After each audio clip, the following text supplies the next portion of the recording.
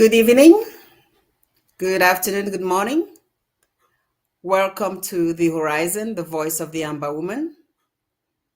I am your host, Dr. Patience Abiedu, and I salute everyone watching this program from all over the world.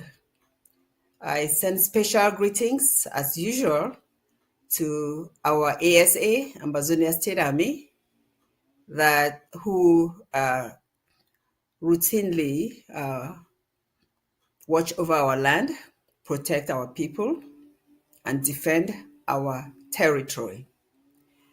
Today we have two exciting topics on the program.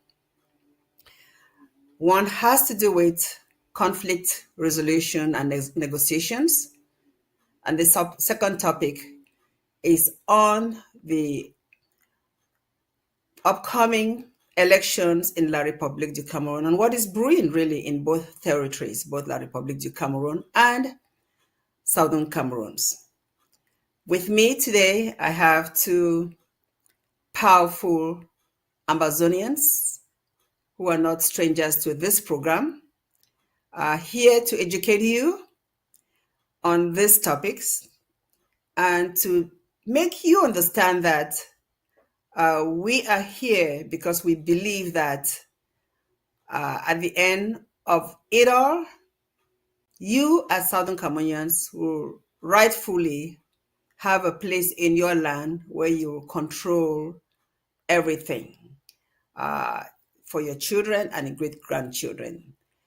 So without any further ado, let me introduce both of our guests today, Barrister Tim Mbeseha and Dr. Fred Lobati. Welcome to the program. Let me start with the barrister. Barrister Tim, welcome to The Horizon, the voice of the Amba woman.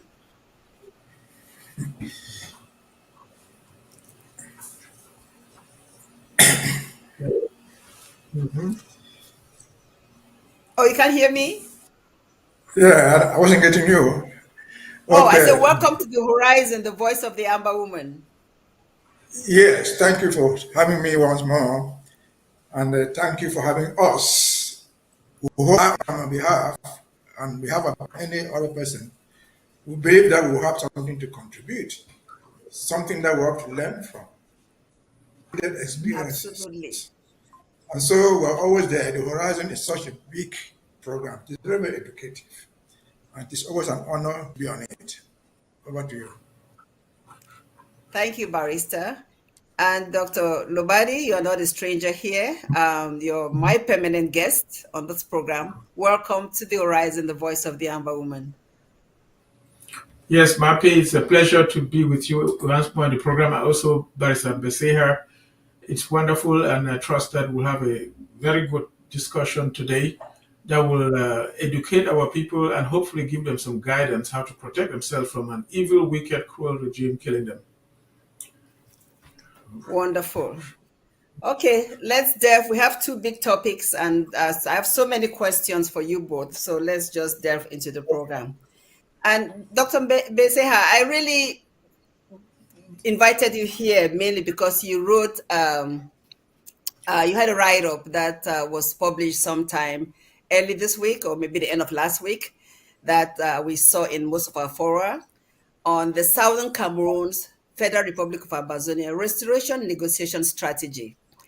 At the first glance, when somebody reads this title, it will seem as if you're telling us the strategy that we'll use. But if you read the program, read the write-up, it tells us exactly what has happened in the past few years and what we should be expecting. So I will start from there. And it says conflict resolution and negotiations. But before I delve into it, there's certain things that we just want to get out of the way, like some definitions. And I will just read it so that I don't bother you with it. So, what is conflict resolution? It says conflict resolution is a process where two or more parties work together to resolve a disagreement and reach an agreement that is acceptable to all involved. It's about finding peaceful solutions to disputes, whether formal or informal, and can involve negotiation, mediation, or other methods to address the root cause of the conflict. And then it goes further on.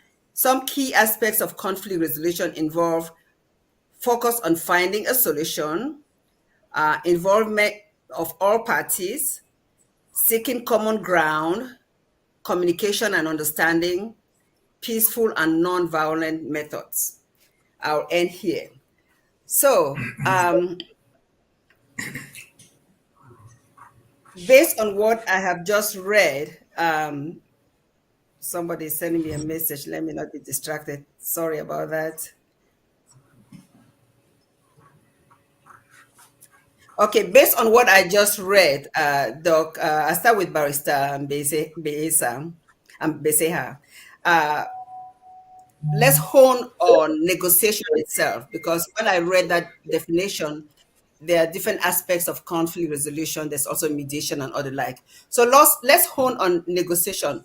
What is the meaning of negotiation, Barrister? Well, as you've rightly said, once there's a conflict, the parties have to try to resolve it, either by themselves or with the assistance of a third person. In our own instant case, what we are in is a struggle between British Southern Cameroons, Ambazonia, and the Republic of Cameroon, essentially two parties. In conflicts that involve basically two parties, negotiations is preferred. But other methods might also be included. In our own case, what has been going on, because I'm trying to explain why I wrote that article, has been a mixture of negotiations and mediation. But what's important is that either negotiation or mediation, there's always a third party involved. Call it a facilitator or a mediator. And again, the bottom line is, how do you end the conflict? Can these two people, these two parties involved in the conflict, just two of them, find an amicable solution to end the conflict? Because they're already in conflict. They're fighting. In this instant case, there's war going on. And so there must be negotiations.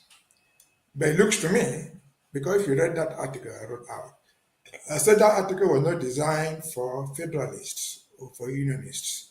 It was designed for independentists, those who claim to stand for independence. And from my experience, from what I watched the past 9 years, what have we done?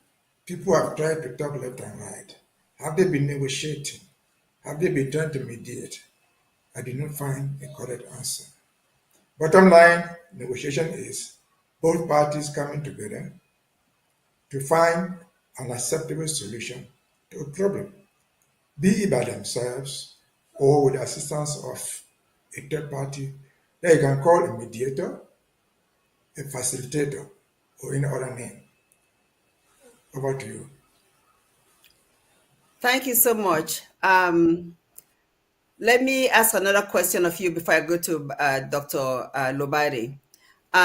In your article that you wrote, there was a section that really dealt mainly with the force of the argument. You know, that's the approach that had been used from 1961 to 2017. You listed some of the people, the organizations, the groups that have worked hard to educate on education and sensibilization of our people on what has transpired in our territory.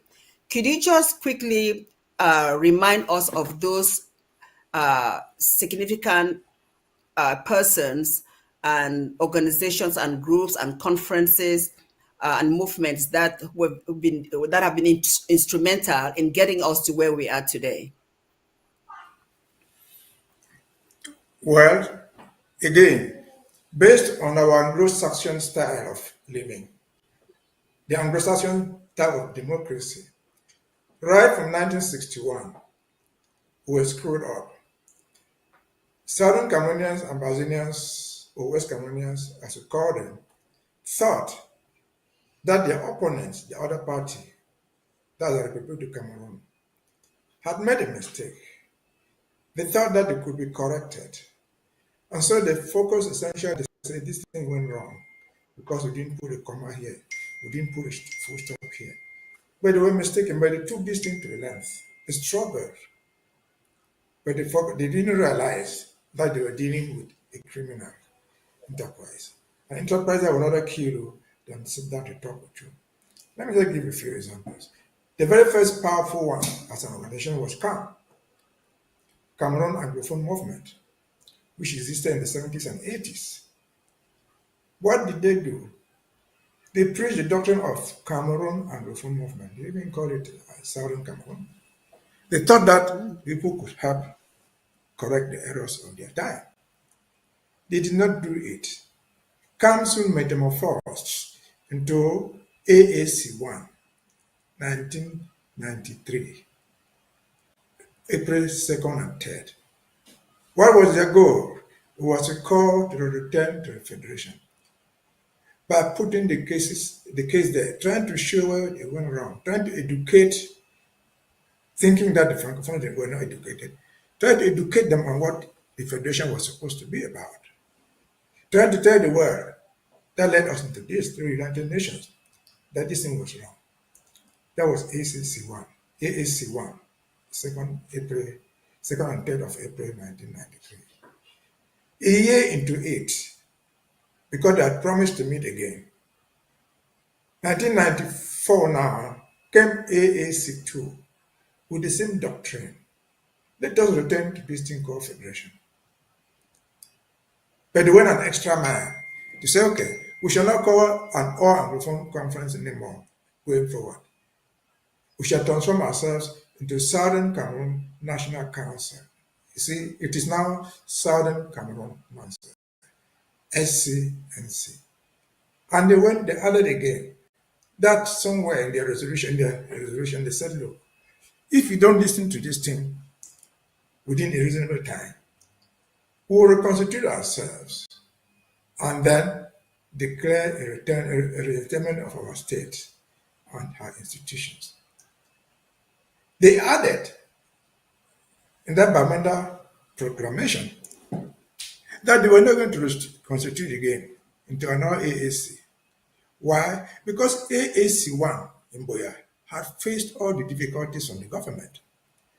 They initially wanted to hold it at the University Center. It was blocked. Every other place was blocked. So they ended up holding it at the Mount Mary Hall. What is today hospital was a hall. Then a year into it, we went to Bamenda. Those are things I took part in. We were holding AAC2. The government blocked everything. There was no way we could get a place even to sit. There were gendarmes, police everywhere. But we ended up holding it at the church center, that's the Presbyterian Church Center. So with this background, I realized, look, we cannot continue to compete because the government will disrupt. They will shoot and kill. We are now realizing the magnitude of the problem. And so that is CAM and Southern Cameroon AAC 1 and 2. Going forward after that was CAPO, Southern Cameroon People's Organization. We thought that they could do everything possible legally to change the narrative. Among the things they did most, they went to brought different court actions. And this communication 26 about at the African for him was Capo, who won the case there. They won the case. There were cases like a case in Abuja High Court 2002 case or anything in the place. Then individuals had come in very early. Abiedu was one of the people who first started in the 70s. And who was Abiedu? Abiedu was an old case sympathizer that campaigned for One Cameroon.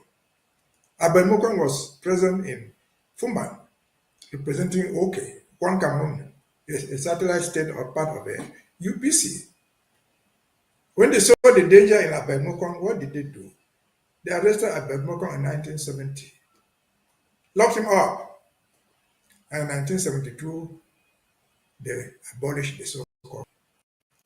7 years into it, Abedmokong was released after spending 7 years in jail for doing nothing.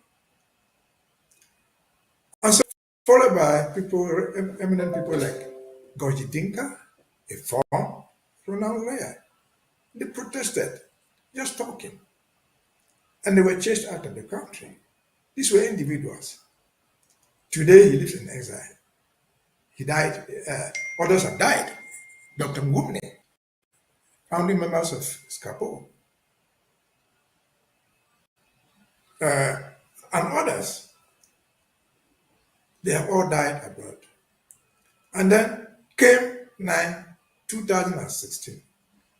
What was the problem? The problem was teachers and lawyers. But it ended up where the people said, look, let us return, let's see the form of state.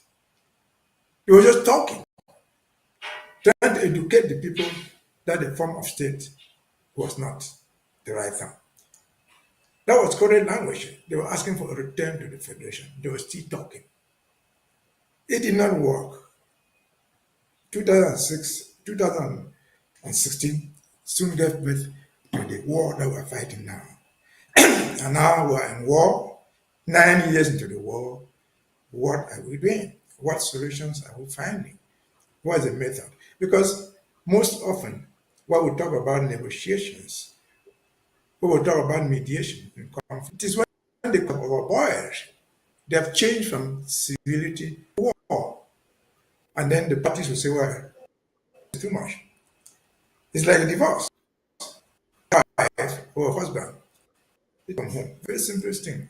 You're not giving your wife food. Just because you want to go and drink. We'll give them food, she cook, go and sleep.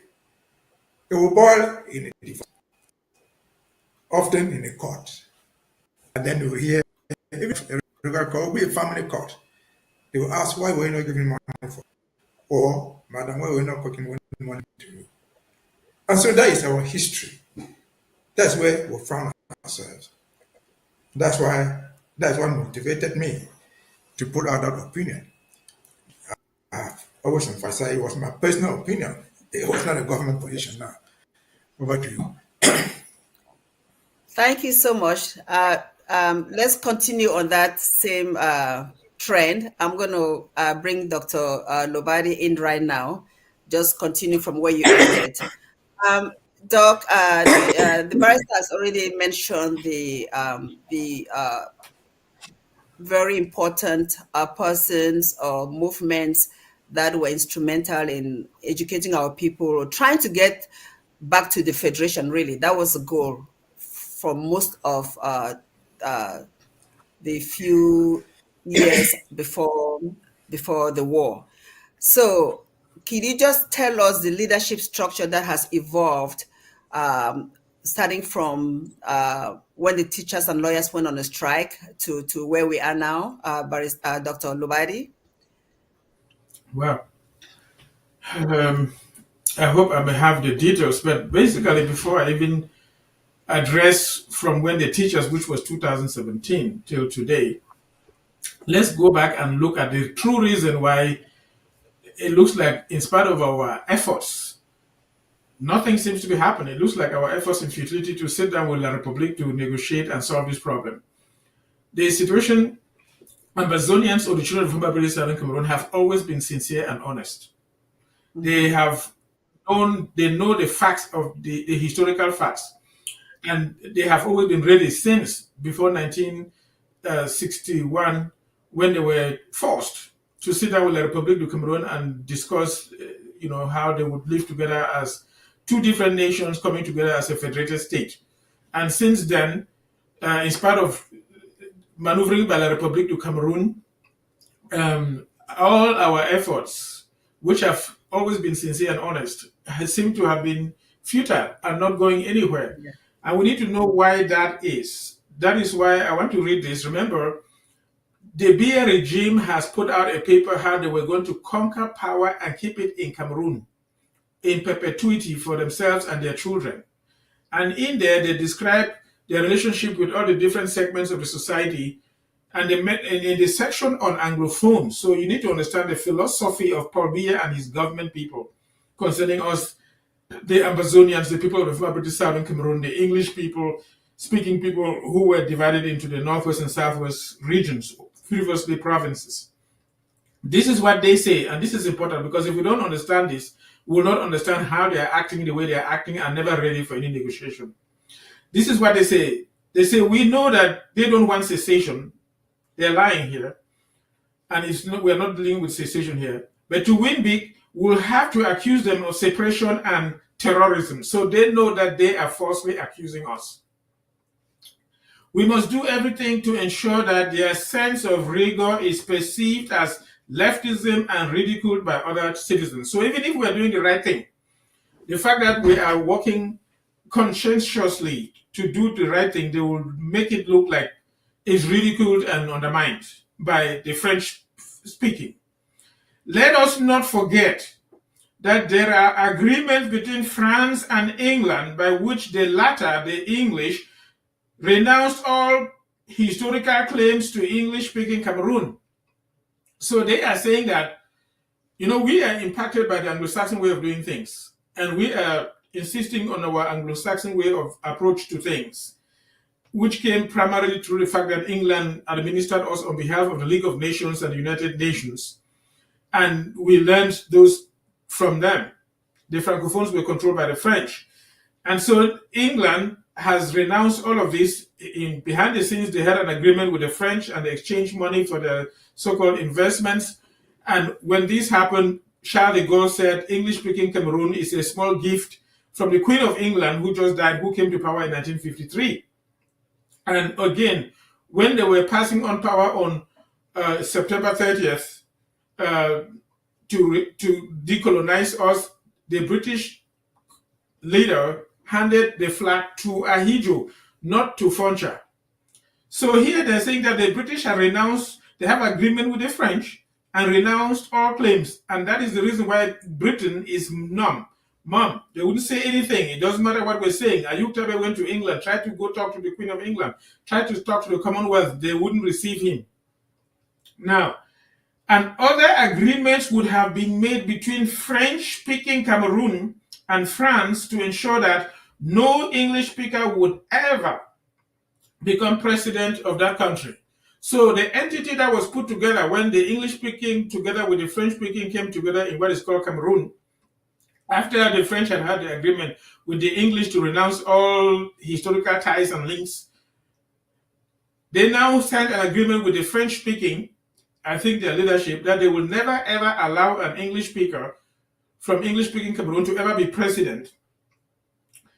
So it was with this in mind that Ni John Fundi's victory, they know he won the election, was hijacked in 1992 without England having anything to say about it. And we know Abenzongan said that when Fundi won the elections, Biya was beaten hands down. They met with Adamu Damjoya, supposedly opposition, and Abenzongan and some other opposition leaders in the Republic of Cameroon with Achide Acho representing the CBDM, and they agreed that they will never ever allow Fundi to rule. And Achille Acho advised them to give Fundi small chop, which is a bribe, and they gave Fundi and he took. So basically, it is based on this mindset that the Republic is sitting on a high horse. I can read many more things, and it's not ready to talk with us. So we can talk among ourselves. We can prepare ourselves as much as we have done. Do all the different things that we know is right. The Republic is deaf to all of that because of this. They wouldn't listen and they don't care. Now, anyway, but our people are suffering a lot. And it is because of this suffering that you see them not at peace or at rest and doing things and coming up one way after another. Like they wanted to dissolve our GCE exam around 1985. The students went on the streets and they pretended that they allowed it and still continued to dilute it. And then things came to a head, as you know, in 2017, when the lawyers went out on the streets as French Cameroon was putting French-speaking magistrates in English-speaking laws in rural areas like Wum, speaking in French to people who don't even understand English, not to mention French, and judging them and carrying them and locking them up in Yaoundé and maltreating and killing some there. So the lawyer said this was not right. You have to speak in a language that the people understand. They went on the streets. Teachers too complained because they were sending French-speaking so-called teachers who could not even speak English, not to mention even pidgin English, and they were literally unteaching or misteaching our children, as the teachers would say. So they went out demonstrating that at least teach us properly. Let us have the right teachers. And so when this started, the Republic went after them using military force. And Mitterrand had instructed Biya when Frundi won the elections that if necessary, La République du Cameroon should go to war to contain British South Cameroon. And so anyway, La République now went after them with tear gas. You know this whole story. Things came to a head. They picked up the leaders, and eventually they had formed a leadership after the group in Yaoundé. They tried to buy them off, which is their trick. They try to buy people off or kill you. That is the few things they do. They give you bribes or they kill you and get you out of the way to continue in perpetuity their mischief. So when they couldn't buy all the leaders, Tassa Wilfred went to Nigeria. He picked up from there, and things led to the point where eventually, you can read more details, Ayuk Tabe became the leader, and he declared our independence on September 30th of 2017. Biya was now looking for a way to destroy this government because he does not want to hear anything called government in Southern Cameroon. And he went to Abidjan, people may have forgotten, in Ivory Coast, where Macron, the current leader of France, was there and took permission from Mitterrand to declare war on us because Yaoundé is not independent. They do what the French tell them to do. He had to go to Ivory Coast to get permission from Macron. When he got the permission, he came to Yaoundé. At the airport, he declared war against us, and they thought they would finish off within 2 weeks. And since then, that's when the war has continued in perpetuity. We saw French troops collaborating with La République du Cameroon, using modern technology, drones even, and using dogs to sniffle people, and they went into our rural villages, killing our people. Eventually, you may not see some French troops, but French troops, but they even got troops from Chad, from other Central African nations. They collaborated with La République. Those ones eventually gave up and went. La République du Cameroon was literally crushed in the military field by our boys who were untrained because they were resisting as they suffered. And now La République has gone into guerrilla tactics where they are misusing our people, pretending that they are one of us, and then they have now resorted to killing our people in the bushes. But anyway, so when Ayuk Tabe was now picked up in collaboration with Nigeria, and if you remember, Macron went to Nigeria after Abidjan. He went to negotiate with the government of Nigeria to collaborate with La République to pick up our leaders in Nigeria. And that happened. They picked up our leaders in Nigeria, and eventually with time, we realized that they had not been killed, and they emerged in Yaoundé. And we had an interim group that was trying to steer the government after a leadership was picked. There were like 3 people. And they did that for about a month, and things were tense. It was difficult to decide who would rule, and we needed a bold person who can stand forward and take the heat. And that's when our President Sako stepped forward, sacrificed his job to become the leader of Amazonia, where he has been till today. And La République has done everything possible. Since he is stationed here in the United States, it's not easy to get him like they did in Nigeria. So they have done everything possible to buy off, bribe individuals, destroy them, compromise them in different ways, see if they could get to him to kill him. And since they couldn't, the few people around him who were collaborating, La République bought them off, and so they kept breaking apart. So you had a group with Bobga, who was a lawyer. They met in Philadelphia, trying to use the historical fact that Philadelphia was important in U.S. history to say that they had met and that they had sacked the President Sako. It didn't work. From then, they had released, and he had agreed to collaborate with La République. Even came to the U.S. and was working with them. It didn't work. And then after that, they succeeded to buy off Harrison Abongo, who was the vice president of the government at the time, buy off Marianta and many others, besides the fact that they were using Ayabacho on the sideline, and even this other man from the southwest region who had been tortured in prison. They brought them off to be working with the Republic of Cameroon and using them pretending to be Amazonian fighters when they were collaborating with the Republic military under Bangui and receiving money, funds, military equipment to maltreat and torture our people. So anyway, they carried away Abongwa and Marietta and they went. Then they came back and got Chris Anu and the head or the chairman of the Restoration Council, a coup d'etat, to carry another coup d'etat with him. They were trying to get Chita, and Chita went and, his eyes were open more or less, and he left them. Whatever the case, they have always tried to chip off this leadership. If they could get to the center of it, that is our President Sako and those true die-hard ones, they want to destroy it totally because they feel that it reminds them of their sin, let me put it that way, of their untruthfulness, of all the wrongdoings that they have done to Ambazonian. And if we were to go to genuine negotiations and discussions, and this group is representing the Children of Amazonia, and the Republic were to sit face to face with this leadership, they know that they have lost the case in any human court on planet Earth. If you present true facts of what has happened, whether the UN is there or whoever else is there, if the facts are presented, the Republic is guilty as charged. And that's why they are evading any coming together. They pretend to gather to go somewhere, and then the main thing is they go with envelopes to buy people and compromise their consciences. Then they come back and lie that they never went there. And the president, Sako, has remained till today. We hope and trust that he will continue to stay, that God himself will lead our people to that expectant end, which is going to be. But anyway, that is my little view about it. You can add more details, but that's how I see it. Well, no, you've really given us a lot to digest. Thank you so much. Let me go back to the barrister to talk about the article that he wrote. We're just moving gradually to where we are now.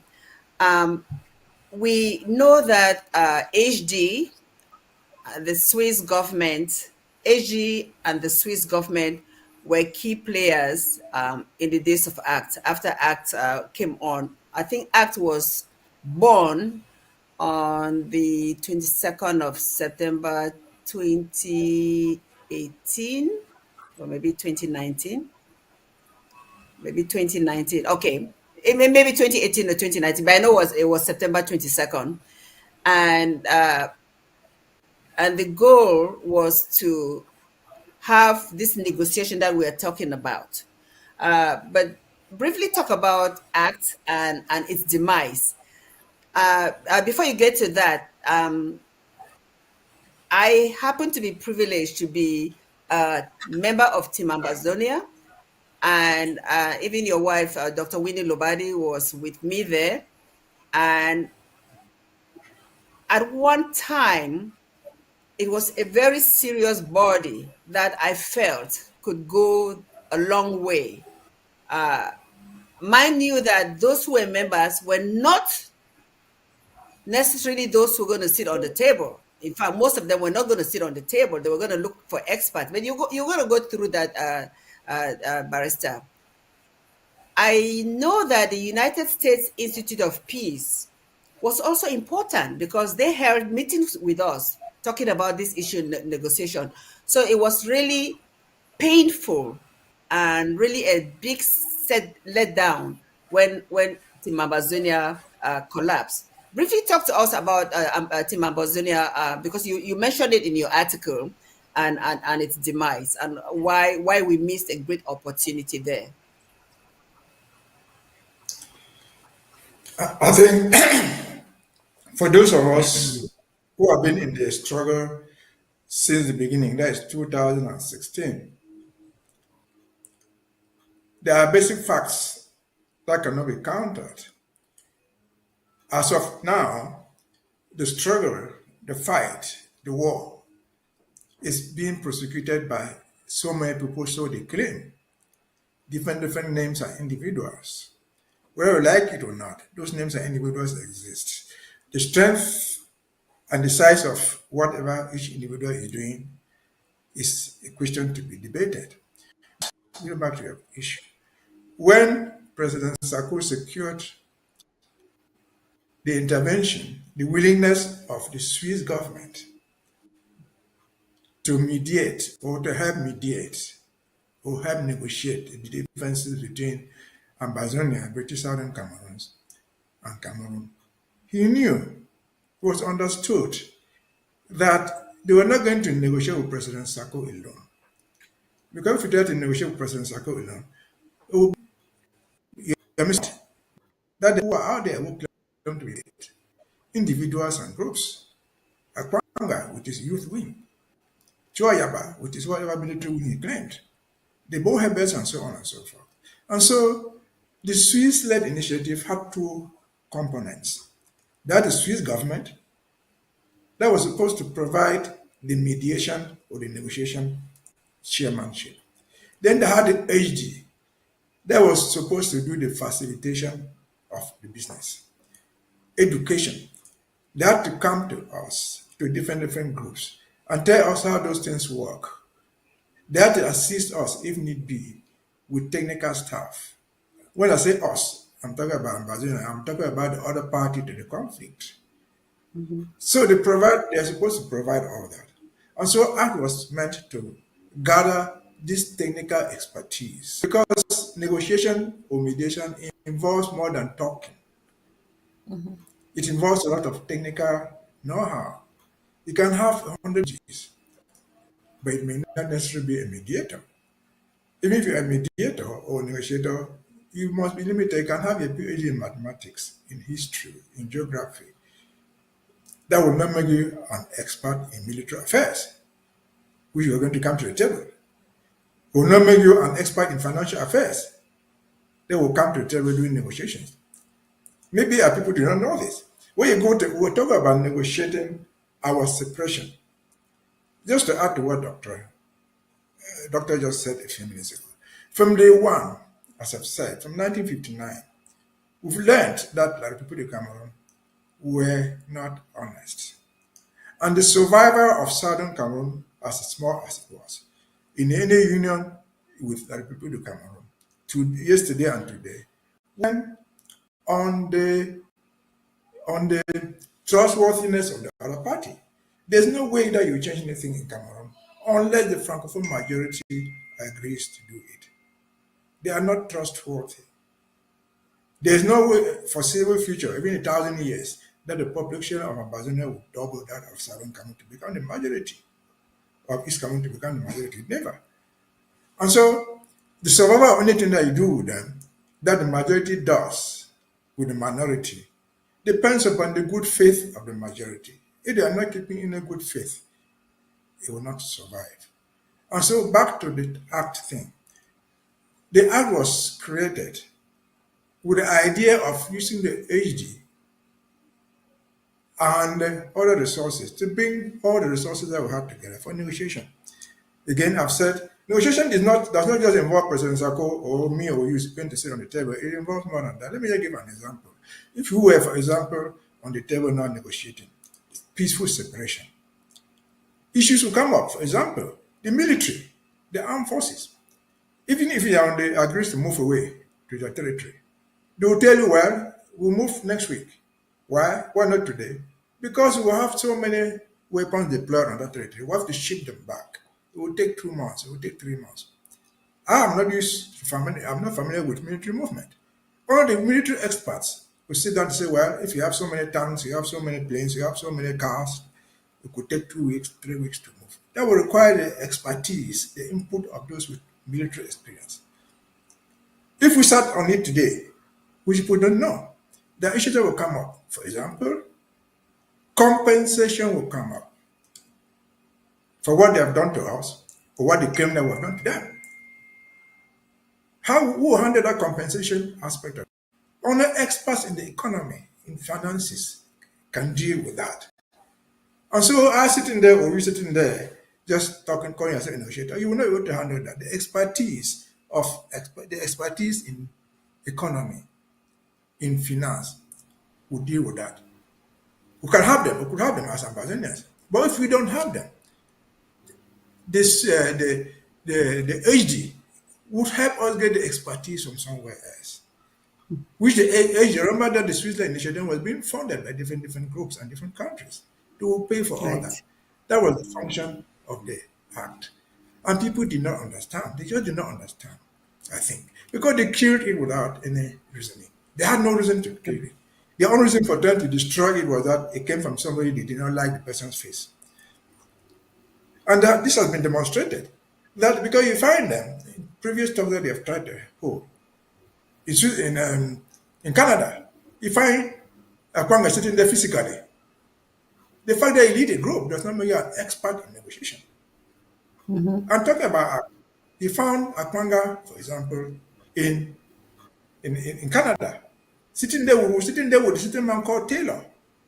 Taylor is the Yeah, one Mr. Akwanga nominated to represent him in the act. exactly. Now he goes Yeah, to Canada as a negotiator in his own association called ACT. So we found the buffoonery about the whole thing. So again, to answer your question, that was the rationale behind ACT. It is still the rationale today. When we go to negotiate, we will require expertise, different expertise. Will this push it on the table? No. They will be the backers. They will come in when need arises.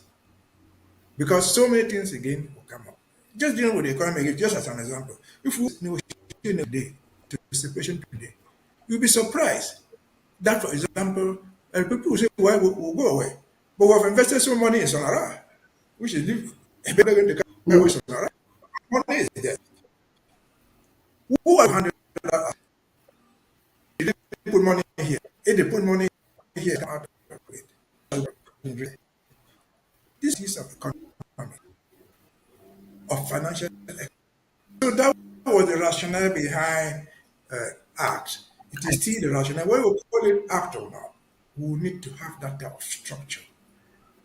If we want to absolutely. confront, if we are going to confront here one day, we would. It's not a question of if. If it's not a question of if, we are going to confront here one day on the negotiation table or mediation. And these issues will come up. And so that's what was the foundation of ACT, founding member, but I understood the principles based on my little experience in other subjects and in similar things. And then, of course, just for the record, I'm a small diplomat in mediation. So I think I've Yes, answered your you question do. on the phone. Yeah, Over to thank you. you, Barrister. I'm going to ask you one more question before I go to Dr. Lobati. You also mentioned right now when you were talking, you talked about the Akwanga and the Canada and Taylor and all the like. So after ACT, the Canadian talks came about, and that the Canadian charade was really a failure. I think that it was a failure mainly because you didn't have the principal actors involved. What do you think about that? Yes, but the Canadian adventure was not the only one. You see, if you read that my article, you discover Yes, that I try to follow events very peacefully, very progressively. The Canadian yes, charade was the last one, but many others have occurred. And let me just mention a few. In 2019, for example, we heard Mr. Akwanga tell us that he was negotiating with Bankui. That's what Akwanga said publicly. And that nobody could stop him from negotiating with Bankui. And so, what was Akwanga in 2019 negotiating with Bankui? As who was he negotiating? The answer is they may not want to accept. He was negotiating for his own interest, the interest of his group. Nobody in Amazonia mandated him to do that. He didn't even have the expertise. And what was he negotiating with Bankui? Bankui is not the Republic of Cameroon. It's a military agent of the Republic of Cameroon. Bankui could not commit the government of Cameroon in any form or shape. He could not. He could give handouts. He could promise not to attack Akwanga's goal, but he could not stop the war. And so that's the first example. The second example I will give is you find what happened in Kondingi. They take Sisiku to jail in Kondingi. And then they come to talk to him. What we know is what Sisiku told us. But he went there anyway. being in jail, heading a government, who was he talking to? He did not realize that he was talking purely to investigators to extract information from him. He thought mistakenly that he could make a deal from jail, which was the most ignorant thing you could think. Giving him all the credit that he claimed that he was in jail, he claimed that he had a government outside, his own government, Irema. He would have said, well, here, my prime minister or my vice president is out there. He has access to lawyers. If you want to talk this thing, go talk to my people outside there. Not even to Sako, go talk to my Irema. He didn't do that. He went there talking to them. And I'm sure he was advised from the day he went to jail. Before you commit yourself in anything, talk to your lawyers. He thought he could do it. But what happened? At the end of the day, he made himself a fool. Because the people he was talking to vowed, swore openly that they had not talked to him. And so you find that the thing was progressive. Then comes Canada, the greatest charade in the world. Who are those people who were in Canada? We know them because we saw their faces, called themselves ambassadors. But who were the other people on the other side? Know them. We never saw any picture of whoever was there. What were they talking about? Nobody knows. And because you are here on public records, who would say that? How did Professor Inangwe belong get there? Who invited him? I'm not trying to undermine his educational status, but he represented who there? We don't know. Who did Capo Daniel represent in Canada? We don't know. Who was the mediator? We don't know. And so the charade was bound to fail. And as I said earlier, because it was orchestrated from the cunning master from Yaoundé, they had always understood. They carved out these things, deceived Sisiku Ayoktabe, deceived Akwanga, and now they bring a larger crowd in Canada and deceive them. But what's their principal idea? What's their principal mark? At the end of each of those occasions, they deny we never did it. And our own people who were there with them, who were postulating for Southern Cameroon, for Amazonia, have never been challenged them. And so, again, back to negotiations. That is not how negotiations are done. The parties on the table are known publicly. The calling witnesses are known publicly. This thing is being followed by the United Nations, represented by ABC. This thing is being done by the government of Cameroon, represented by Mr. Aid, Minister this, or whoever. They know their names and they know the capacities in which they are there. That's one party. This thing is being done by Ambazonians, headed by Barrister Tim, on behalf of the government, or whatever. I'm just giving an example. Those are not the things that he keeps secret. These parts of the negotiations are public. To build confidence, to sell public confidence. Because at the end of the day, if they break down, I should be able to come if I was representing Southern Cameroon and give an account of what we did. If they don't fail, in most negotiations, they take times years, sometimes months. At the end of the period, they must issue joint statements of what they have done, how far they have gone. Not number details, but just joint statements. We have negotiated for 2 weeks, we are coming back 3 weeks after. So you know where they are. Then they come back. If I went there, for example, I'm not going to represent myself, I'm going to present the government. I will come back and give my account of what we have done privately to those who sent me there. Because they can reject it, they can accept. That is how it works. That's how it ought to work. And so, learning from the experience of the past 9 years, I realized, from my humble opinion, that most people were postulating for what they did not even know. They had no idea about negotiations. They tried to make what they didn't even talk about. And so when the thing ended, it failed away. You cannot ask any of them to give account to you because you didn't send them there. You did not send anybody there. That's true. And so who of them will deny what Capo Daniel puts out there? That's his own version of what he did there. Is it false? We don't know. Is it true? We don't know. And so, again, for purposes of negotiations, that is what it is all about. That's how we need to progress. Hit me. Thank you so much, face. Barrister. Okay. Thank you so much. Let me bring Dr. Lobati here now. We've been talking about what some actors have been trying to do on their own, claiming that they are negotiating on our behalf. La Republic's solution was the Grand National Dialogue. Why was that a monumental failure, Dr. Lobati? Because he came from France. And remember, it was not only in Cameroon that they had a so-called Grand National Dialogue, even Gabon had, under Ali Bongo, something also called the Grand National Dialogue. Basically, they take from France what France tells them to do.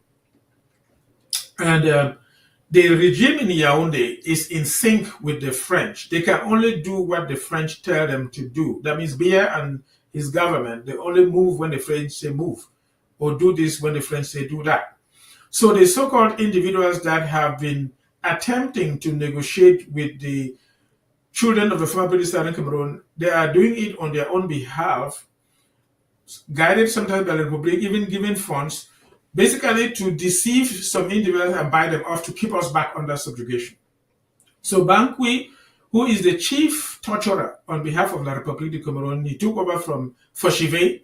That is a position where they go after dissidents or people who disagree with the government or are a threat to the government, pick them up, torture them, maltreat them, and kill them.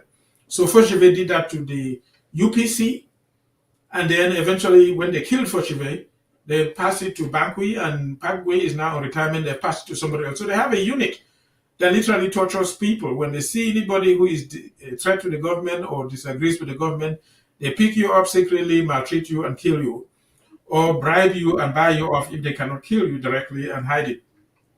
And the one, and that's why you see Bankwi talking with Ayabacho or collaborating with Ayabacho or with talking with um, um, Chris Anu, which Bankwi himself sent out an audio how he was talking with Chris Anu behind the scenes, or even Cometa that they had bought off, thinking that by getting Cometa they dissolve and destroy the assembly of our people.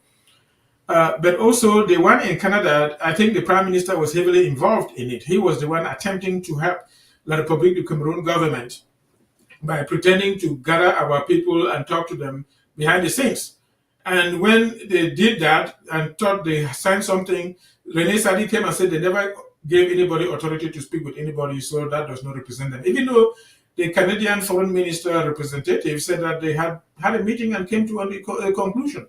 You see La République so-called Minister of Communication coming out and lying that they were never there and they never gave anybody, because it was just the Prime Minister in his own effort, even though he's supposed to be the head of government, trying to do something to gather the Anglophones, calling himself also an Anglophone, to give out the impression that the government is sincere and serious about solving this problem. Go there, give out envelopes and destroy them, basically, to do that. And the current Prime Minister, Diongute, has always done that. When our case went to the Banjul court, he was there defending La République du Cameroun. La Republique lost, and they gave them 180 days to meet with us and discuss in honesty, which they have never respected. He represented La Republique du Cameroun there. Remember, he studied law, had his PhD in London, was teaching in the RIC, and then became the Commonwealth representative in the Ministry of Foreign Affairs for a long time before eventually they made him Prime Minister. And when this resolution started, he went on behalf of La Republique du Cameroun to South Africa to try and again get the South African government to quench the effort of our people over there. And you remember there was a trouble over there, the fight, they almost destroyed the High Commissioner's building in South Africa. So Diongute has been a sold out to La Republique forever. They even got him to the point where they made him relieve or remove his Amazonian wife to marry a Betibulu one, who is controlling him right inside the bedroom. So those are the people that are supposedly pretentiously trying to negotiate with Amazonians for La Republique du Cameroun. But Biya himself and his what he's called government is in sync, like two people wearing one trouser with the French, and can never change. And so they said, like I said, that they had agreement with the British never to have any historical claims anymore to Amazonia. And they had agreements with France never to allow an Amazonian or people from Southern Cameroon to ever rule that country. And that's why they took in this thing. And he goes further and further and talking how he says that they say that it is with this in mind that Frundi's election was stolen. However, the fear of Anglophone revenge is not entirely insignificant. Anglophones complain of their marginalization, but with the help, the support of France, the threat is less. They are telling you here that it is France supporting them. France, even speaking to the US government to not pay attention to us, speaking in the United Nations, talking to the European Union to not care about us, because the French only want our stuff. They don't care about us. That is the support that the Republic has. Now, he says, besides, God has destroyed human race several times in order to rebuild it. So in this war, which we are waging against the English speaking, so they are saying that they are the one waging war. Sometimes they lie that there is no war, but here they are saying that they are the waging war against us. The number of dead doesn't count.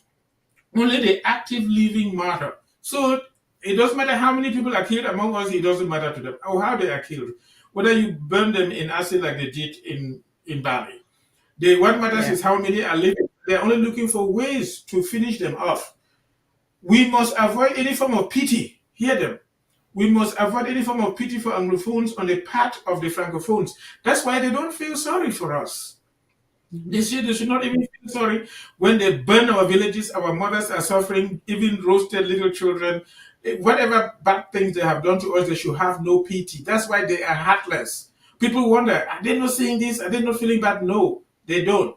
That government does not. So, and then it goes on and on. But basically, this is the position of BS government. All the people that are pretending to with Ambazonians on the side, Diongute, Bankui, they are just trying to bring some envelopes and buy people off, which is what they have done. And they keep trying to chip off the true die-hard convinced individuals. And if they could get to anybody, either they buy you off with an envelope or they kill you. And even after they buy you off, like they did Frundi, remember that they got a Wuna's family to marry Frundi's son. Then he made him to look like an in-law, got him among them, bribed him with money. And when Frundi said, when I agreed to play opposition, when did he agree to be opposition? We know that he took the small chop, like Zongang said, that Achidiatu talked about. So he took his bribe. Then we saw Frundi build his house in Yaoundé. Then he started holding his meetings in Yaoundé without threat of the military. He started dancing with the people in the latter days before Frundi died. You saw him dancing with Grugwa Ona's wife, dancing with those people, and they ended up finishing off. So even after they have bought you and used you, they will still get rid of you because they don't care about us and they don't love us. All they want are the resources of the land. And the British said that the British former Southern Cameroon is a treasure trove. There are lots of resources, and that's what the French want. They don't care about the human beings living on that land. Thank you so much, Doc. So, of course, their grand national dialogue just failed because, as you said, it was never meant to resolve the problem. Mind you that after that grand national dialogue, they gave us another appellation of special status, right? Let's move on. I want to ask a few more questions of Barrister, and then we're going to transition to the next topic that have to do particularly with negotiation, so that this discussion today is not here to reveal any details so that La Republic will say, oh, is that what you're planning to do? No, that's not what we are trying to do here. We're going to talk about some general things, the expectations. So with that in mind, Barrister, now it's very important to recognize the right parties in any negotiation process. In the case of La Republique versus Amazonia, who are the principal parties that will be expected to be on that table? So after that, I want to ask you another question. So let's just hone on these specific questions I'm asking you. Who are the parties for negotiation? Well, as far as this conflict is concerned, as far as negotiations are concerned, there are only two parties. That's why I use the word negotiation. Mm-hmm. One party is La Republique de Cameroon. The other party is British Southern Cameroon. And if you read my article, I went a little bit further and ventured to say that if I am the one in control, I will call that Southern Cameroon Ambazonian delegation a rainbow delegation. While rainbow, it represents the government of Southern Cameroon as restored. All of us restorationists will agree that we restore the government. That symbolic word government sends chills in the spines of Yawundi. And so, under the name government, Mm-hmm. we will represent British Southern Cameroon. Who are those who represent British Southern Cameroon? They will be selected as per the principles of the Act, but they will go under the title government of British Southern Cameroon. As simple as that. Yeah. There are only two parties. Mr. Chua also have a different party from Southern Cameroon. Akwanga, everybody who postulates for the independence means they postulate for the restoration. The restoration has taken two phases. In 1999, Justice Ibom, 30th of December, went to Rodeboy and declared the restoration of Southern Cameroon independence.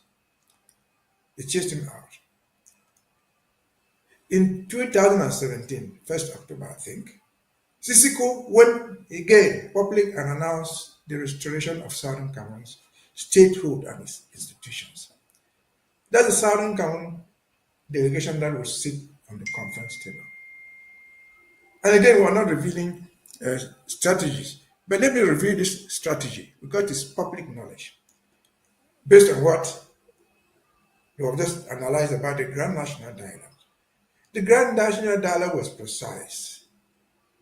They said what they wanted to do, but above all, they added the form of state is non-negotiable. Despite that, they invited federalists. They invited other Amazonians there, who went there on the fullest assumption that they will get the opportunity to address their federal issues there. It was not on the table. But the important thing is, those who went there, to the best of my information, are very well educated people. So they have PhDs. And what did they do? They tend to blame themselves. Take an example. Archbishop Andrew Care went there. His bishops' conference had agreed he should go argue for a federation of two states. He went there, he could not do it. Now he blamed himself on who? On Chimokete. He did not want a two-state federation. He wanted 10-state federation. But whether it was 10 state or 20 state, it was off the table. So why were they there? Once the form of state was not on the table, what were they supposed to do? They were supposed to move out and block to promote what they wanted. They wanted the federation. And that would kill me into 1992 at the time of Fundi. You remember, all of us remember how Goji Dinka had suggested that all the SDF MPs should walk out of parliament. They refused. I called late back. I called him personally. I said to him, there's something you can do symbolically, which can be done today. If you go to that so-called parliament in Yaoundé, where all the people of the North, as they call them, are only 35 out of 180. Only 35 of them. They are still 35 today. There are 20 senators. If you go to that assembly, and all of you collectively walk out just symbolically for 10 minutes, the assembly will adjourn. They will not continue without you. In spite of the overall majority, they will stop that session. Why? Because they want to show the world that we are part of them. They refuse to do it. How much does it cost them? Did it cost them? Or does it cost them today? To go to the parliament and say, look, if you are not addressing this issue, we're moving out. Just 35 of you, 20 from the so-called Northwest, 15 from the Southwest. They will not do it. So that makes me to think that these people are academically very well educated, but strategically just moves. What's their own strategy? Forgetting what they want to get. They don't have. And so, again, back to your question, the right parties are, before the negotiation, before the mediation table, whatever you call it, are only two. The Republic of Cameroon, a party, with the Southern Cameroon, a party. How they constitute their delegation is immaterial. How we constitute ours is not of their concern. And I'll end it up by reminding us that in 1961, when they went to the Reform Conference, there were only two parties there. There was the party of Mr. Abiedu, 12 delegates only. There was the party of Frontier, 50 delegates. That included Indeli, they included Ndetumeza, they included everybody. That's what made it a rainbow delegation. And so there will only be two parties. The problem we'll have, which we should stop, is assuming that when we go to the conference table, to the negotiation table, you don't play the beggar. You are two equal parties. Yeah. The role of the minority right there. Play the role of equality, which is what has brought us to this point. Again, back to Fumba. Frontier went to Fumba with his 15-man delegation, not pretending even to be equals. They went there to make propositions, not to take decisions. They were proposing whatever thing they wanted in their constitution to who? To somebody they already perceived as their master, who would accept or reject their proposals. No. Going forward, when we meet with Cameroon, strategically we are equals. Don't go begging for them. Yaoundé has been used to that. That people make recommendations for somebody to take to implement, either be it France or whatever. Be it the Grand National Dialogue, they make recommendations, not even resolutions. Be it the tripartite of 1991, 1992, they did not make resolutions, they made recommendations.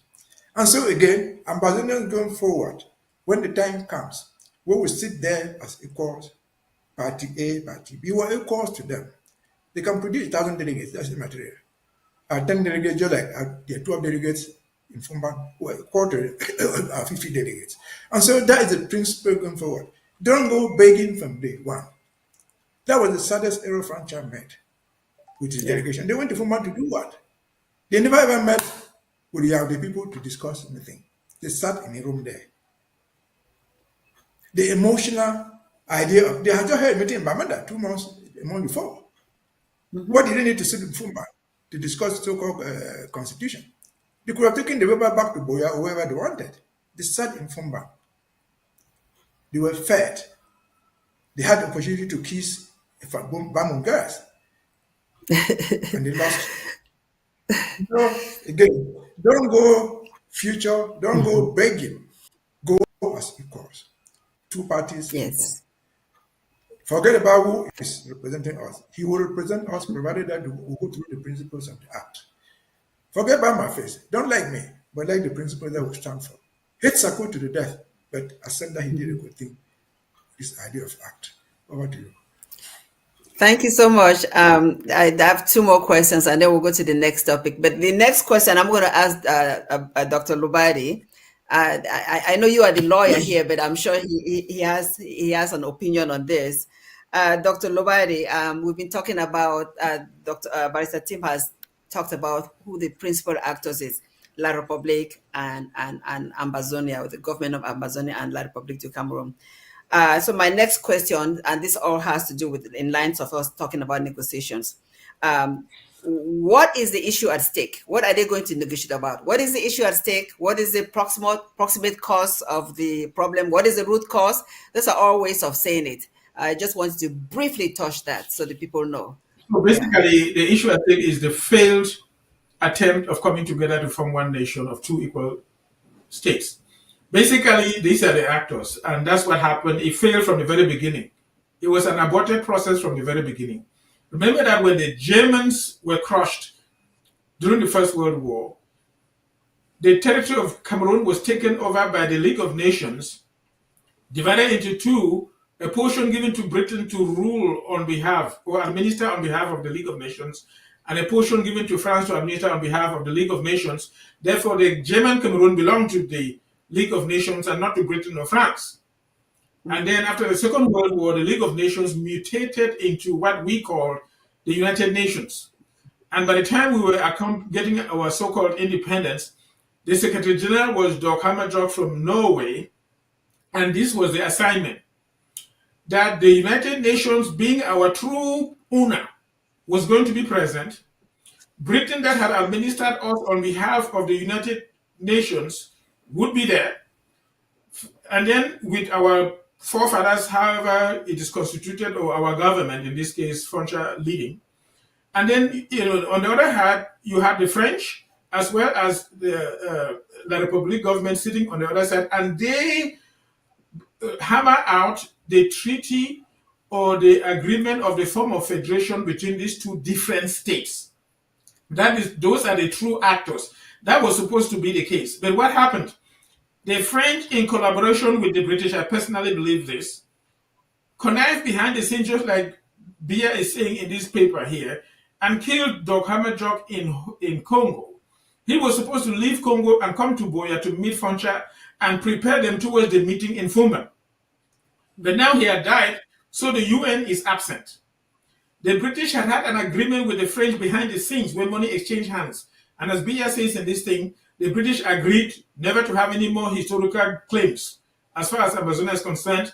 And that's why they were absent in Fumba. They handed the flag to Foncha and to Abiedu and disappeared. So when they went to Fumba to really sit and talk, the British were not there. The French, who had literally been handed over the small gift from the Queen of England, were the ones who were there with Abiedu, with a handwritten constitution that they were now shoving in the throats of our forefathers. And as they tried to flatter them with Fumban women and wine and some what they thought were nice small rooms to live in, then our forefathers would have been drunk, they would have been womanized and decapitated and not think and just accept whatever was given.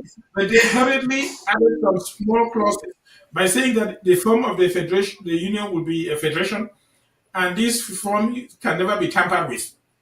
And that again, we were going to revisit this after about 30 years to see whether it is working or not.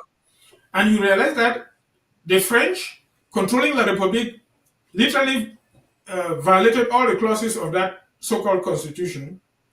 We don't want even to mention the fact that they did not carry it to our assembly to negotiate and adopt it, which means that there was no true treaty of union. But the French violated all of that. And so when even Foncha in 1990 was saying that they, and even attempted to go to the United Nations to say that the union is not working, they were like not being heard. They were not being, even Muna himself, who had been bought off and betrayed us, joined Foncha to go to the United Nations around the mid-1990s to say that the thing was not working, which they had to revisit after about 30 years. So the true participants, if you want to be honest and sincere, as they say, you will have to go to the root cause of this problem. That's why you hear the British Commonwealth saying, and anybody hypocritically saying, if you want to go to the root cause, the United Nations that truly own both Cameroons has to be there in truth and honesty. Then Britain has to be there in truth and honesty. The French have to be there, and we have to be there, and the true grievances and will be tabled and negotiated. Aside from that, every little effort is in vain. But what I would say here is that in spite of the fact that the process was aborted and Dr. Hammerjock killed, and he prophesied that forcing the British Cameroon to merge with the French Cameroon is like forcing a balloon under an ocean or water. One day it will come out. The British Cameroon will emerge not soiled with any water from French Cameroon in the future. In spite of all of that, that's what I would say about it. But that's my take on that. Thank you so much. I'm going to direct that question again to the barrister to put some legal terminology to the question. Barrister, what is the legal legal issue at stake? And just briefly, because we're going to change to the next topic now. We've taken so much time on this topic. Yes, the things at stake, calm negotiation on the table is simple, straightforward. What did Frederick Ebong do in 1999? He declared the restoration of the statehood and independence of Southern Cameroon. What did Sisiku do October 2017? He declared the restoration of British Southern. What happened after all these declarations? Ebong was locked up. Sisiku is in jail. The issue to be discussed is the restoration of our statehood and institutions. Legally, people didn't understand what it meant. But Abiedu took the pains, British government. What does independence by joining? wrote, we have the document there. The independent Nigeria, you preserve your own institutions. He did not end there. They asked Ahijo, I don't know where was being advised, whoever, but they asked Ahijo, who was the president of Cameroon, what do you understand this independent mean? He said, explaining that independent by journey would mean that you keep your options. To compound all this, on the 14th of December 1960, the United Nations passed Resolution 1514, which laid down the principles of independence by journey. So before, on the table, where are the institutions that Ahijo promised to us? Mm-hmm. Where are the institutions that the UK, the people who had tutelage over us at the time, explained officially in writing? Where are those institutions? And so it goes back to restoration of our statehood and institutions. Where did they go to? They are on the abolition. Did who gives consent? No. No. And so as short as that, that is what is at stake. It can be expanded in hundreds of pages. I don't care who was advising Ahijo. I don't care who was advising Paul Biya. We all know practically the satellite of France. But they should be held accountable for what they said in their own mouth. For that, for example, that their memo they put out there, it's not signed by Macron. It's signed by somebody in Yaoundé. And so they have to answer for their own crimes. If it's jail time, Macron will not come and say jail time for them. They will go to jail. And so before on the table, those are the issues at stake, which I think they justify why we say we no longer belong. Because you can deceive some people some of the time, you cannot deceive some people all the time. Over to you. Thank you. All right. So here's my final question. My final question is to on these topics to Barrister Mbeseha. And to ask that question, I'm going to read something that he wrote, because when I read that, I was thinking, he's so sure of what he's saying. So let me read what he wrote. He said, the main purpose of this write-up is to remind ourselves that Ambazonia restoration struggle is in its final phase. The main purpose of this write-up is to remind ourselves that the Ambazonia restoration struggle is in its final phase.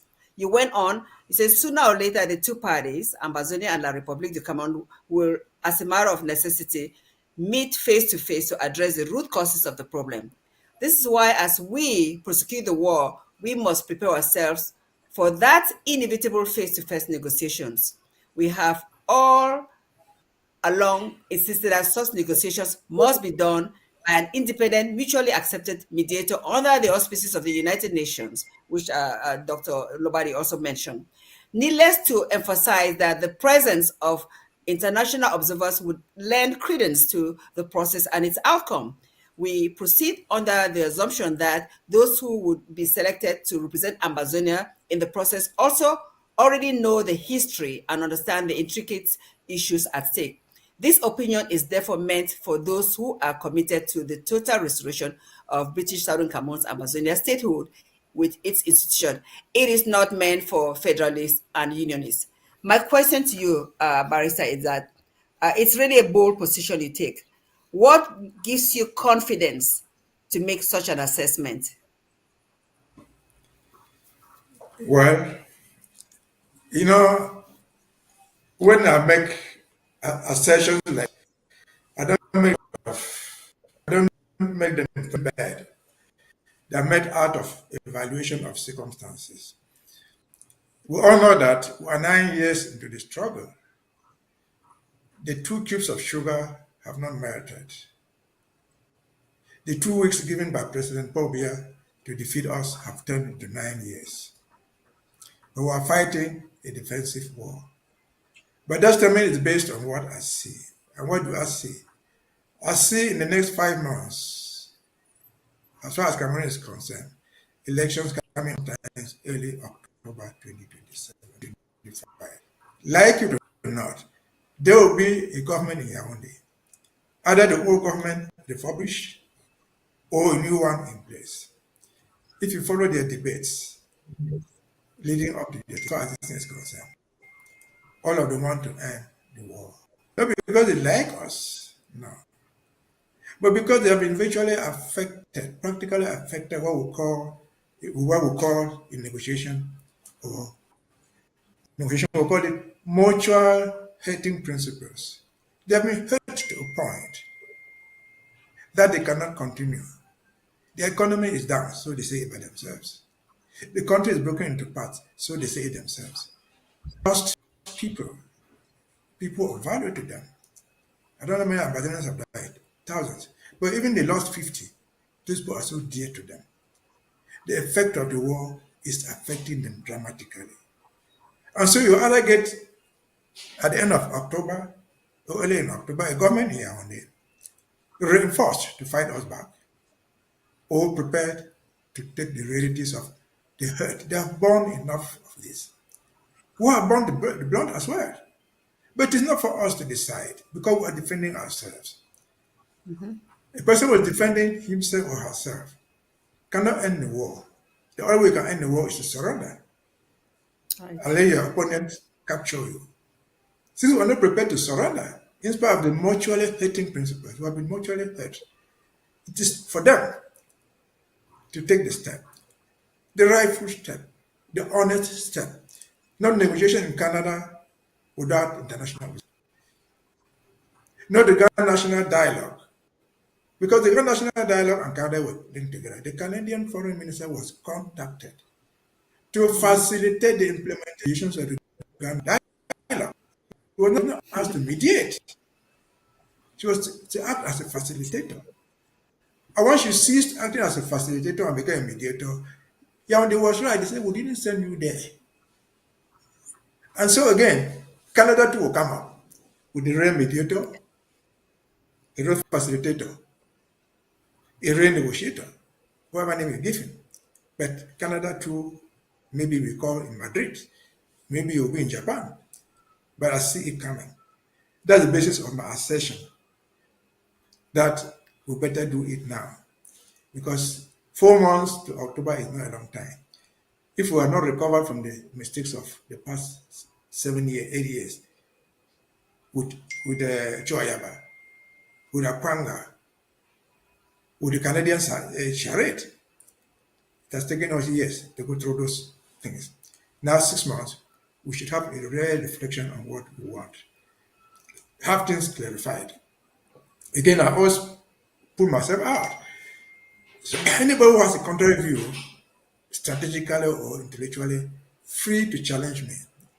We'll debate it for the purpose of helping Amazonians, for the purpose of pushing this debate, pushing this struggle to its final end, in the best interest of our Amazonians, in the best interest of a lot of people to come.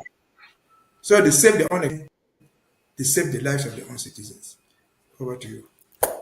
Thank you so much. Wow, this has been fantastic. The next topic is also heated. I don't know if we have enough time, but we will do what we can do. So the next topic has to do with the upcoming elections and what is really happening in our territory. And I like to start the topic with a video that will be introduced right away. I think we can just play the video now since we are running out of time. Mind you, we're going to talk about what is happening right now and also what La Republique is planning for these so-called elections that are coming up in October. So if we can have that video right now as we proceed with this second topic, and then we're going to try and rush through this one. I will probably have to continue this topic on another day because there's a lot to talk about, which we cannot finish in the next about 15 minutes that we have, 15, 20 minutes.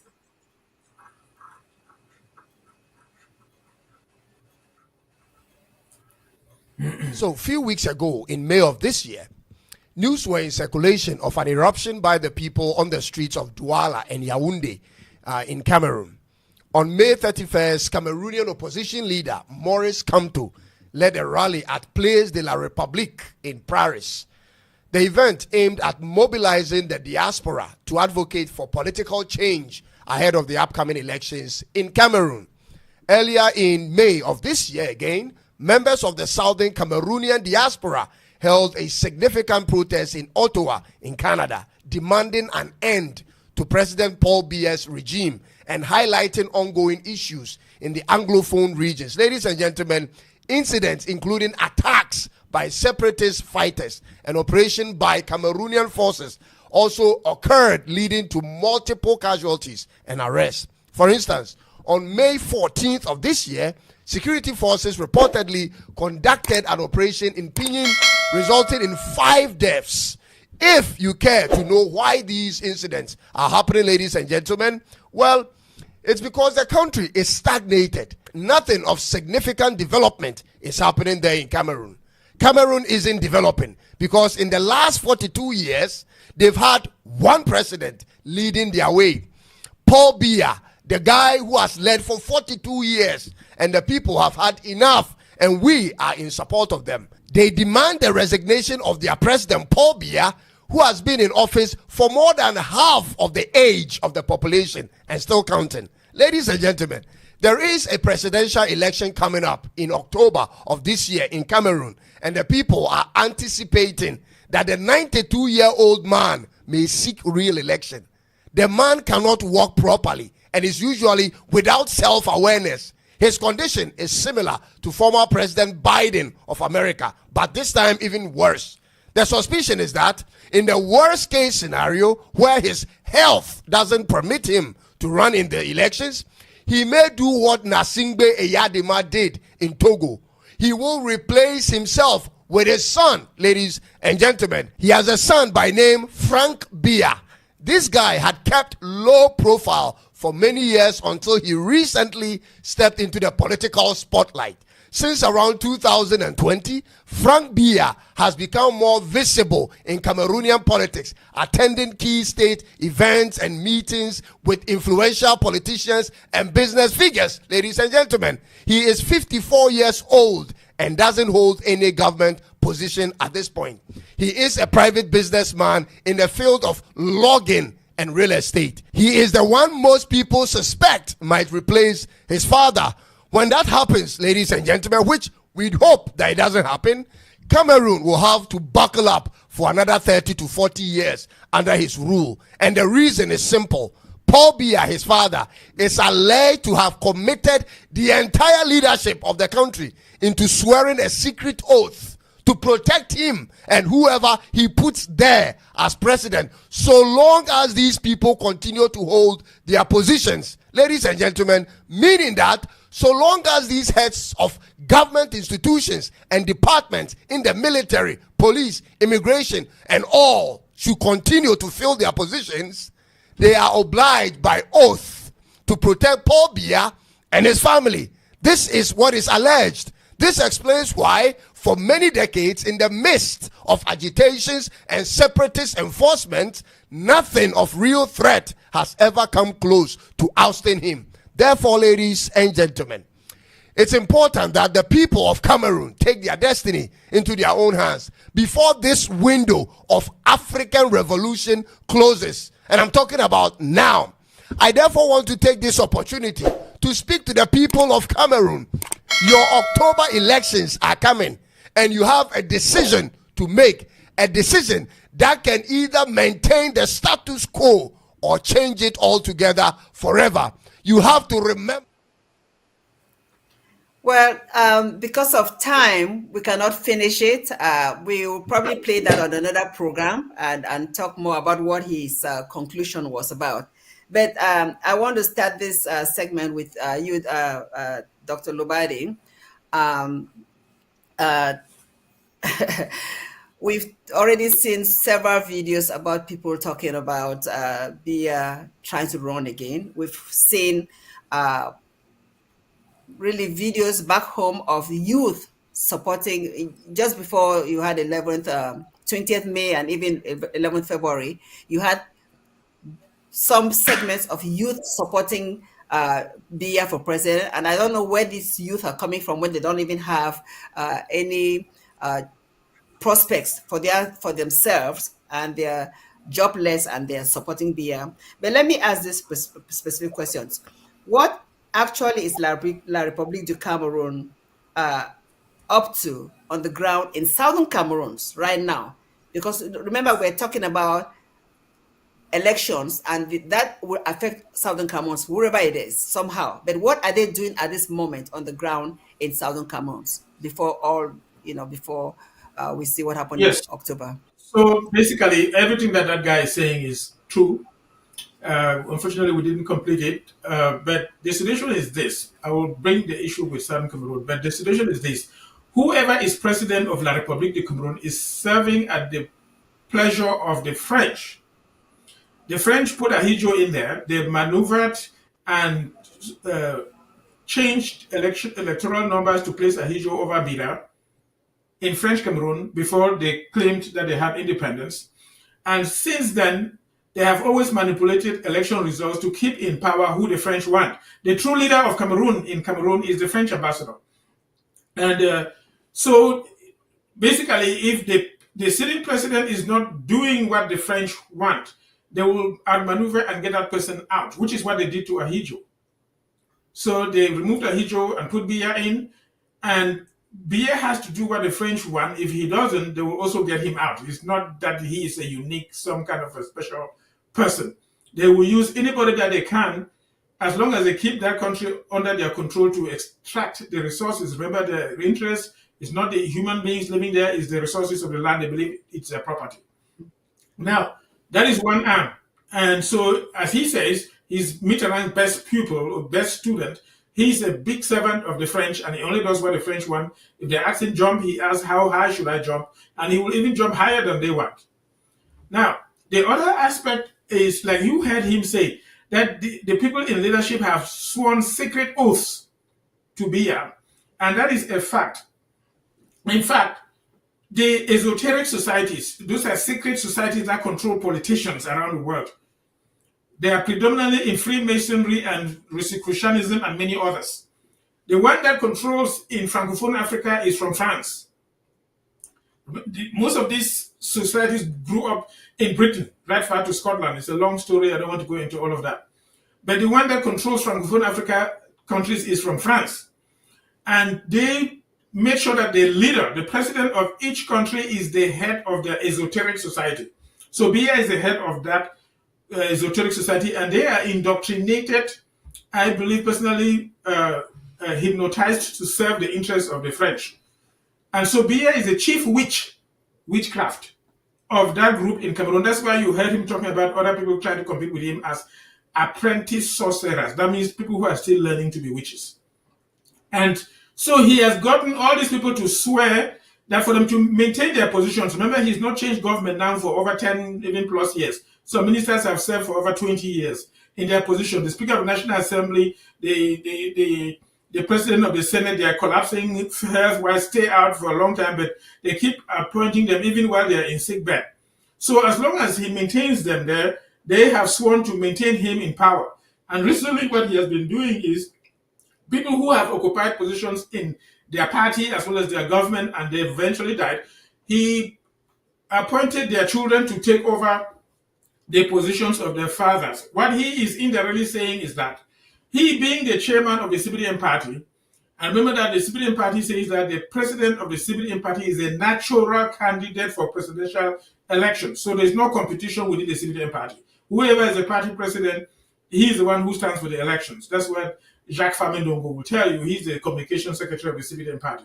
So Biya is, by flattering these individuals with giving their children the positions of their fathers after their parents die, he's just telling them that if he becomes incapacitated or dies, his son should be accelerated to the position of president of the CBDM.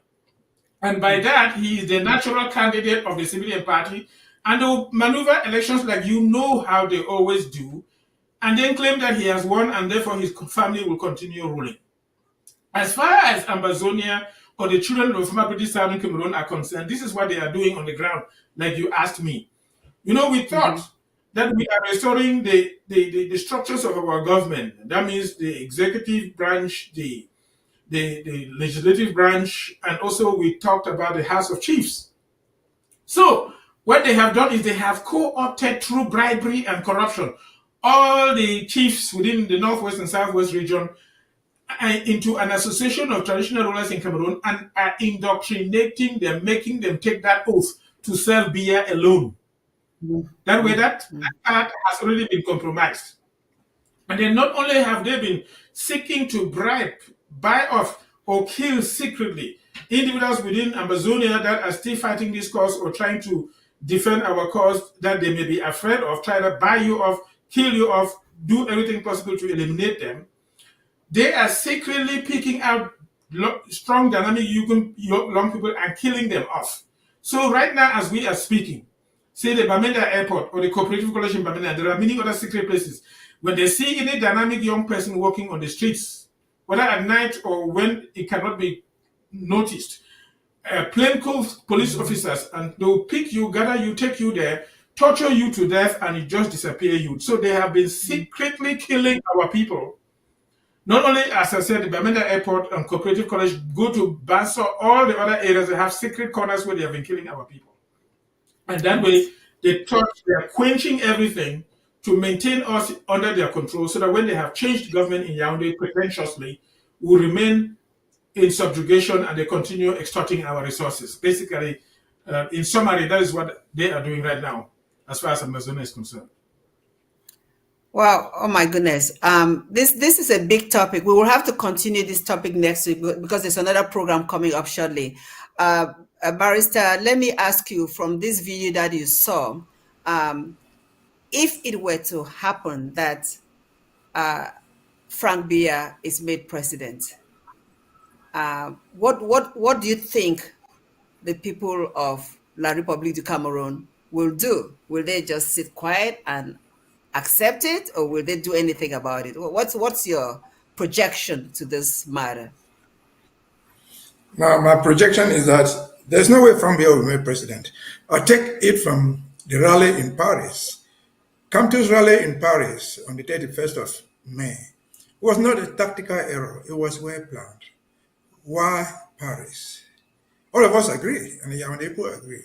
There is no government to be in Yaoundé without the consent of France. So Camto takes his rally to France to deliver a message: we're not harmful to you. And they were looking forward, not backward. He wants to show them that he's not a threat to France, who are the one in principle to validate, they could assassinate it. So he gives that message there. I'm here right in Paris. He could have held it in Germany, he could have held it in Canada. He went to Paris to assure Paris, there's a wind blowing in Africa, but count on me if I get the power. Elections coming up, so far, it is almost impossible to make Frank Biya a candidate with his father still alive. So that's a message from Camto, the proposed president, hopefully come October. And what is happening to us Amazonia is what you ask.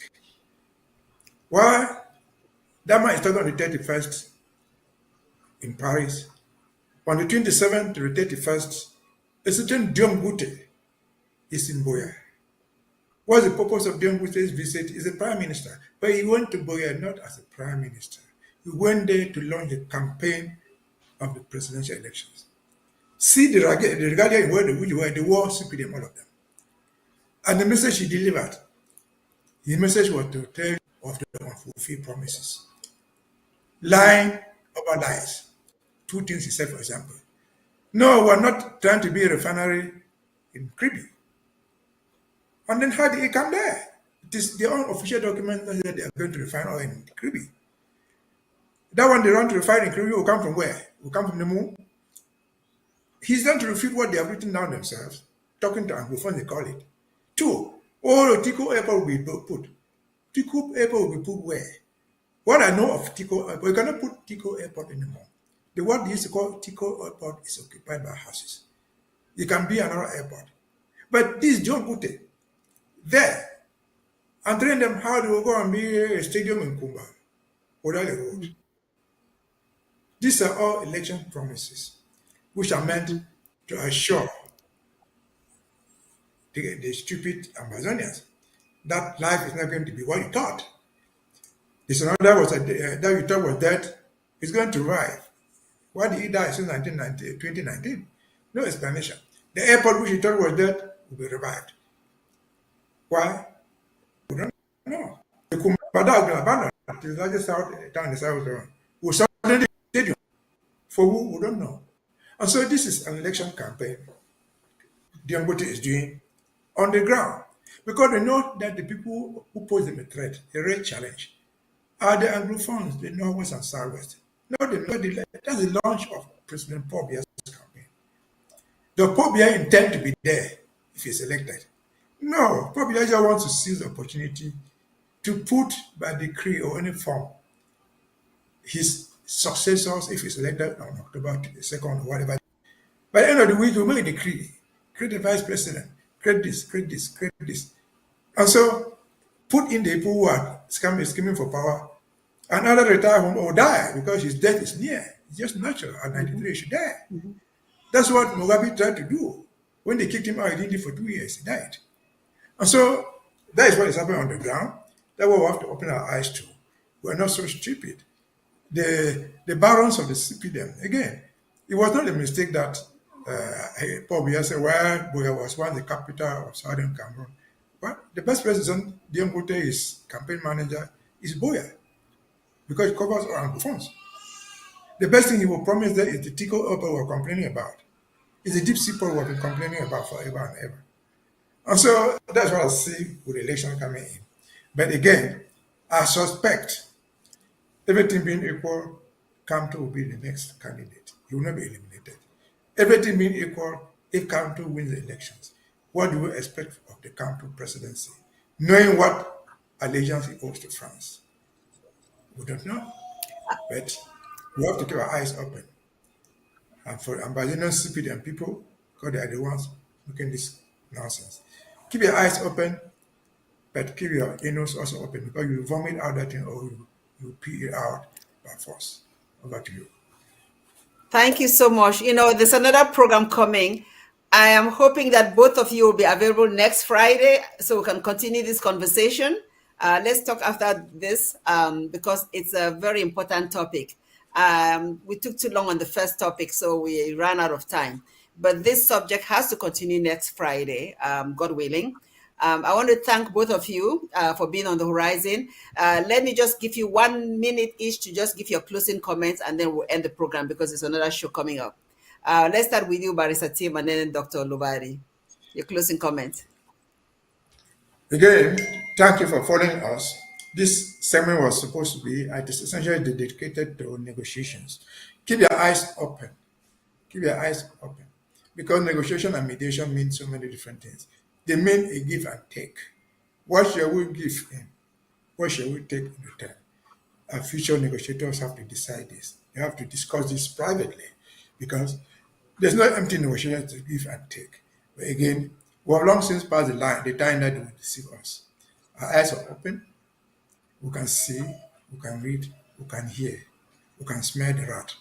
And so, thank you for following us. Me as an individual have said, the facts that give are open to challenge if we can, for the purpose of education.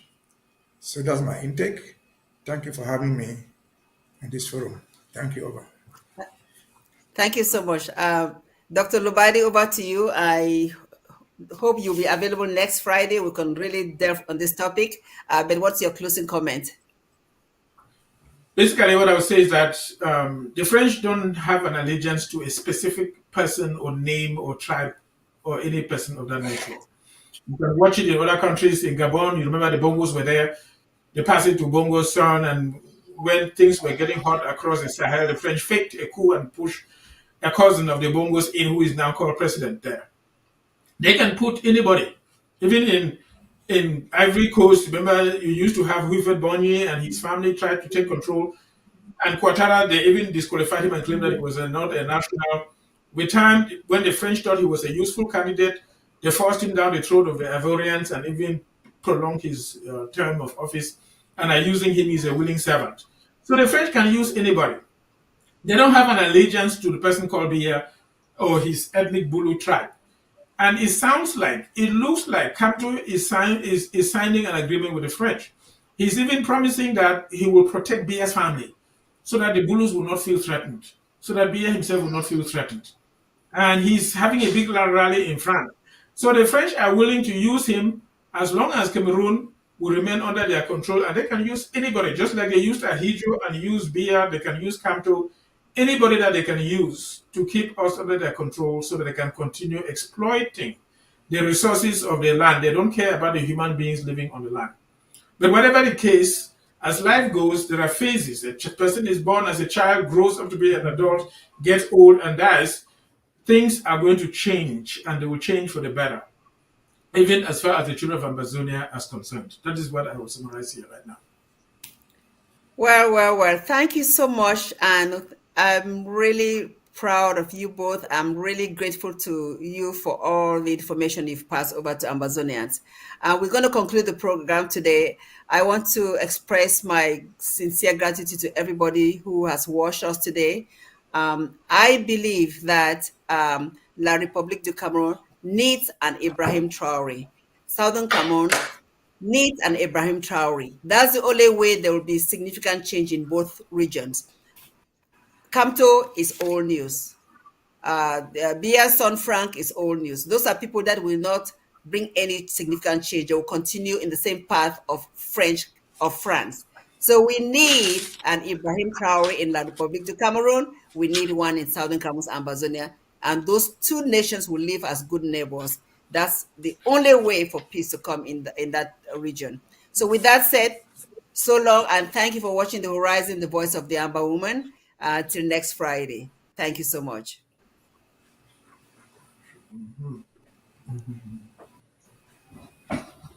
Yes, thank you.